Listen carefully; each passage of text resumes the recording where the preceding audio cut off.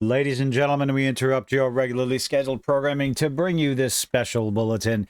In the era of digital purchases in video games, how much are you willing to pay for your video game? Your video game that is really, are you purchasing it? Do you own it? Will you like it whether or not you do? Always online license that can possibly be pulled anytime the developer wants to. If you happen to say something, well, naughty online about their studio, about their teams, about their devs, they can simply pull said license from your account and waste the time and money that you spent on it. How much are you willing to pay for a game? Well, apparently the talk is coming around yet again. And of course, it's going to be Grand Theft Auto 6. Game industry hopes and prays that GTA 6 price opens the floodgates for $100 base games. Please forgive me now, I might be tempted depending on what GTA 6 ends up being. Keeping an eye on that and all the inner workings at the studio and the nonsense coming out of it. Could I be willing to pay? Would I be willing to pay $100 for GTA 6? Yes. Some other slop like, I don't know, Dragon Age The Veilguard or numerous other games, Star Wars Outlaws, any Assassin's Creed game, would I be willing to pay $100 for that? Absolutely not. This is going to be a case-by-case basis if it even goes through. But ultimately, well, the market will decide, the players will decide. But let's see what that Park Place article has to say about it. Video Game Analysis has noted that there's some hope. They're always hoping. They would jack the prices up to $150 if they could get away with it. They're always trying to up the prices on everything. I believe Microsoft tried to increase the price on Game Pass, and that got shut down rather quickly. More recently, I believe that was last year. Oh, I'm thinking the gaming industry that the price of GTA 6 could skyrocket to $100. Again, that's a possibility that, oddly enough, isn't necessary. I believe someone mentioned on X that if it is necessary to increase the pricing of your video game to $100 in order for you to make money, then maybe, just maybe, decrease the budget instead. Bloated budgets are a problem for video games, but they're a problem for all across the entertainment industry, whether it's TV show, movies, or video games. These bloated budgets, millions, hundreds of millions of dollar budgets, to where a product has to sell tens of millions of copies or break $1 billion at the box office in order for the project to even sniff a profit. It's getting ridiculous, ladies and gentlemen. They seem to think that the big budget blockbuster is the norm. It's the direction that they need to go in order to get butts in the seats, and not realizing that style is good, substance is even better, and making a good product is the most important thing. Said it before, and I'll say it again. Make it fun first. Fuckers. The idea of standard video game pricing jumping to $100 is being floated as a possibility, and yet we forget 20 years ago, 30 years ago, whatever, when the Super Nintendo was coming out, we had video games that were $80 at the time. Let's not forget that, ladies and gentlemen. The cost of video games and developing video games plummeted due to increasing technology, ease of development, ease of creation. And we're kind of going through that right now, which is showing the rise of the indie studios. But at the time, probably when the consoles first came out, again, I'm speculating because I'm a bit of an idiot. You had video games. I believe they showed off Killer Instinct at the time for the Super Nintendo was priced at $80, and people bought it. People bought it. But there were other games that were $20, much like the independent scene right now. You still have games that are $5, $10, $20. So is it going to do away with entry-level video game pricings? I don't think so, because, again, we're going to have the independent sector always, because you're going to have independent content creators, independent movie makers, musicians, video game devs who want to put their love and passion into the work that they put out there, and they're going to sell it for a reasonable price and gain some popularity. And, of course, the market will decide. The market always decides. The idea of the standard game prices jumping to $100, I read that already. Thanks to the hype surrounding Grand Theft Auto 6. Grand Theft Auto 6 is going to be the canary in the coal mine right now with all the nonsense coming out of the studio saying they don't want to punch down, stop making insults against the LGBT, blah, blah, blah, blah, blah.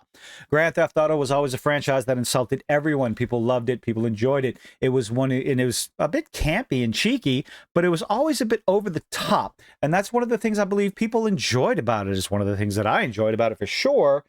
The open world aspects, the idea that you could really pretty much do whatever you want to as far as the online component goes when you're not following the storyline and whatnot. And it was the vulgarity, the silliness, the just, again, like I said, over the top nature of the Grand Theft Auto franchise. And that's what got people to gravitate towards it. If you get away from that completely, well, people are going to notice and might affect your sales. Grand Theft Auto, we're keeping an eye on you. According to Matthew Ball's State of Video Game in 2025 report, some in the gaming industry hope Take-Two Interactive will use the unprecedented excitement around Rockstar's GTA 6 to push this price increase. In other words, they're hoping Take-Two takes advantage of their players to milk every single amount that they possibly can out of their wallets. Not really a good look, if you ask me. And of course, you're asking me, you're watching the video. Thank you. If successful, this could open the door for other publishers to follow suit, all under the guise of offsetting spiraling development costs. How about you decrease your development costs? Work on substance over spectacle. Make it a good story, and you might be surprised at how many people gravitate towards your product and start throwing money at you instead of the hyper-realistic, preachy message that you constantly trying to shovel down everybody's throats right now. If you can you imagine Veilguard, Dragon Age the Veilguard coming out with a $100 price tag?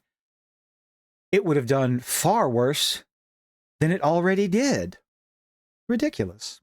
Concept, while perhaps tempting for game publishers who want to tank their studios and, put the final nail in the coffin of the closure of their studios, could spell disaster for the industry. Here is why.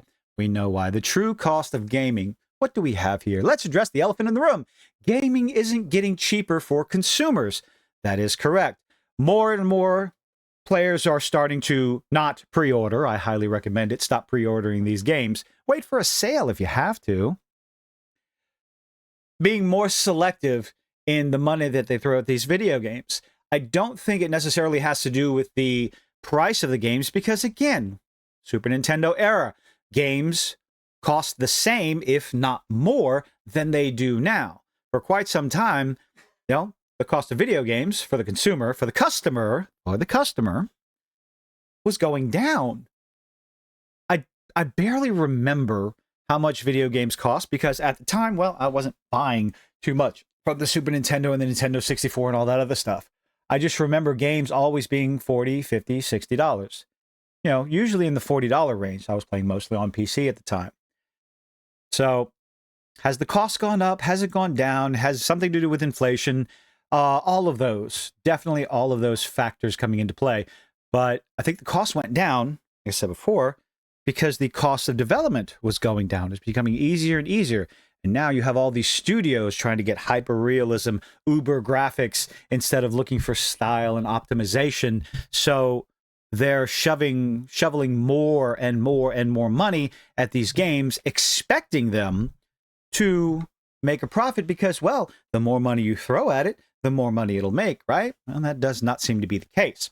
While game developers argue that prices have remained stagnant for years, they've ignoring the $10 jump from $70 to $70 in 2020, this doesn't tell the full story. Real cost of gaming has skyrocketed due to microtransactions. Ah, yes, that is the hidden cost of gaming, not the true cost. That's the hidden cost. That's the one they don't want to tell you about. You have a game like Destiny 2 where you have the microtransaction store with all the skins and the bells and whistles, and you have the downloadable content, the DLCs, the season passes content, the story content that costs you a little bit extra money every few months, not to mention one expansion after another. And if you get into a game like that that's been around for quite some time, especially the live service game or the subscription model, then you're going to have to spend a lot more than $30, $40, $50 in order to keep up with everyone else that's playing it. Let's not even talk about The Sims and that ridiculous price point. Bumping the base price to $100 would only further alienate an audience already wary of being nickeled and dimed. You have so many people wondering, I believe Grums, Mark Kern, put this out. Would you spend $70 on a game that was filled with microtransactions, or would you prefer to have a game that was $100 with guaranteed 0 microtransactions? And personally, I say I don't want either one. I want a game that I can own 100% for the rest of my life till the end of time, that does not require an online component if it's not an online game, and I will own it forever. You give me that, and I might be willing to pay $100 for it, but we're not getting those games, those types of games, from these studios. Oh, and the game has to be complete, finished, dunsies. That's what we got when we were paying $80 for a cartridge on a Super Nintendo. $75 for a cartridge on the Nintendo. We were willing to pay those prices because the games were complete. We owned them. We had them in our hands forever until we decided to pawn them off on our friends, let them borrow them, or somebody stole them. Of course, that happens. There was no patching. There was no day one patch. There was no season pass update or anything like that. What you got is what you got. And that was the end of the discussion. So many players have gotten used to it that you just almost expect the game to be a buggy mess. We need to get away from that. And I think that's what's happening more and more. Players, gamers, wallets are being closed, shut tight. No longer pre-ordering, and I'm promoting that always. Vote with your wallet, do not pre-order. And waiting for the game to be fixed. But why should we have to wait for a month or 2 or 3 for these games to be fixed? And you want to jump the price up to $100? It's a bit ridiculous. I think the only thing that is going to do, of course, right here, is limit the number of people who can buy your game. Because, again, players are more wary of your nonsense. Raising the base price could also limit accessibility. Video gaming has thrived in a medium partially because it appeals to a broad audience. Slapping a $100 price tag on a game would push it out of reach of many casual gamers and families. I don't think that would affect it as much as you think it would. So many people, the gaming industry thrived. It blew up. I believe last year over $200 billion in revenue for the video game industry. That means something. You have video games that had the NCAA football game. Not soccer, American football, the college football game, with a pre-order price or a 3-day early access of what, $100 or $120, and that sold gangbusters. Mostly because people were excited for it. Hadn't been around for, I think, a decade, at least for many, many, many years. So for the 3-day early access, for even before online, I guess, y'all tell me, was the NCAA football game online as well? I'm sure it was. It's a multiplayer game. It's a football game. You want to play against your friends. You want to play against other people online. So sure, we'll go with that. So that sort of 3-day early access makes sense. $100, $120.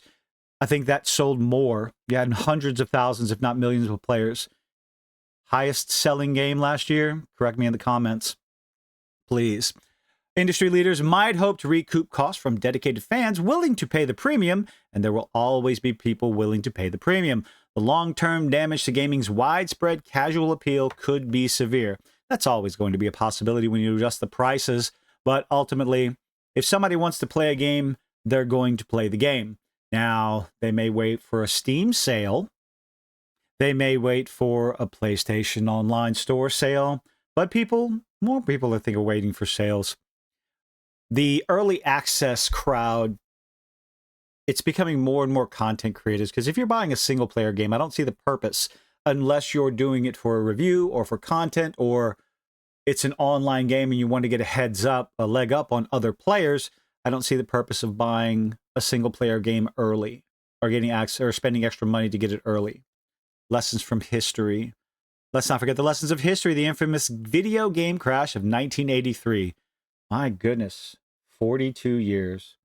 Was partly driven by the disconnect between the industry greed and consumer expectations.